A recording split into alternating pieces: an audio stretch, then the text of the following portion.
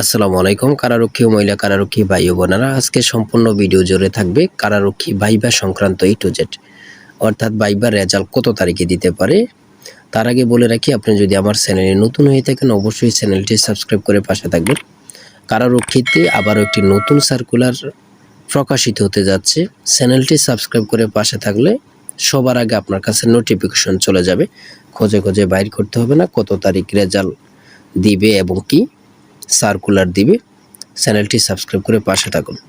দেখেন, মূল কথায় চলে আসছি। আমাকে অনেক কল মেসেজ দিচ্ছে যে ভাই একটা ভিডিও দেন যে রেজাল্টটি কত তারিখ প্রকাশিত হতে পারে। আপনাদের উপকারের জন্য আজকে ভিডিও। দেখেন, আমি পূর্বের ভিডিওতে বলেছি যে ঈদের আগে রেজাল্ট প্রকাশিত হবে না, আশাবাদী। আর যদি প্রকাশ হয় এটা আপনাদের ভাগ্যের ব্যাপার, আমি যোগাযোগ করে জানতে পেরেছি। দেখেন, এখানে কিন্তু সবাই টিকবে না। অনেক পরীক্ষার্থী, প্রায় ৩,০০০-এর মতো পরীক্ষা দিয়েছে। এখানে সর্বোচ্চ কিছু সংখ্যক লোক টিকাবে, এটা আপনারাও জানেন। তবে যাদের লিখিত পরীক্ষা ভালো হয়েছে এবং কি ভাইবা ভালো হয়েছে, দুটি অনুযায়ী কিন্তু আপনাকে টিকানো হবে।